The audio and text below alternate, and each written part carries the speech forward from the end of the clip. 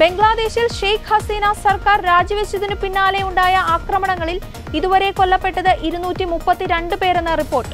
കഴിഞ്ഞ 3 ദിവസങ്ങളിലായി രാജ്യത്തെ വിവിധ ഭാഗങ്ങളിൽ കൊല്ലപ്പെട്ടവരുടെ കണക്കെടുത്തതെന്ന് ബംഗ്ലാദേശ് പ്രാഥമിക മാധ്യമം റിപ്പോർട്ട് ചെയ്തു. ജൂലൈ 16 മുതൽ ഓഗസ്റ്റ് 4 വരെ നടന്ന സംവരണ വിരുദ്ധ വിദ്യാർത്ഥി പ്രക്ഷോഭത്തിൽ മരിച്ചത് 328 പേരാണ്.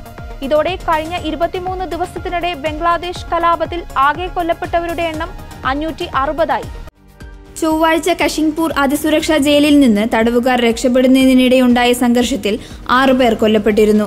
അതിനിടെ ഷെയ്ഖ് ഹസീനയുടെ പലായനത്തിനു ശേഷം ബംഗ്ലാദേശിൽ ഹിന്ദുക്കൾക്കടക്കമുള്ള ന്യൂനപക്ഷങ്ങൾക്ക് നേരെ ആക്രമണം തുടരുകയാണ്. ഹിന്ദുക്കൾക്ക് നേരെ നടക്കുന്ന അതിക്രമത്തിൽ പ്രതിഷേധിച്ച് ന്യൂനപക്ഷങ്ങളുടെ സംരക്ഷണത്തിനായി ന്യൂനപക്ഷ മന്ത്രാലയം സ്ഥാപിക്കുക, ന്യൂനപക്ഷ സംരക്ഷണ കമ്മീഷൻ രൂപീകരിക്കുക, ന്യൂനപക്ഷങ്ങൾക്ക് നേരെയുള്ള ആക്രമണങ്ങൾ തടയുന്നതിന് കർശന നിയമങ്ങൾ കൊണ്ടുവരിക, പാർലമെന്റിൽ ന്യൂനപക്ഷങ്ങൾക്ക് 10% സംവരണം നൽകുക എന്നീ ആവശ്യങ്ങളും പ്രതിഷേധക്കാർ മുന്നോട്ട് വെച്ചിട്ടുണ്ട്. ന്യൂനപക്ഷങ്ങൾക്ക് നേരെയുള്ള ആക്രമണങ്ങളുടെ പശ്ചാത്തലത്തിൽ ബംഗ്ലാദേശിൽ നിന്ന് ആയിരക്കണക്കിന് അഭയാർത്ഥികൾ ഇന്ത്യയിലേക്ക് അനധികൃതമായി നുഴഞ്ഞുകയറാൻ ശ്രമിക്കുന്നതോടെ ഇന്ത്യൻ അതിർത്തിയിൽ കനത്ത ജാഗ്രത പാലിക്കുന്നുണ്ട്.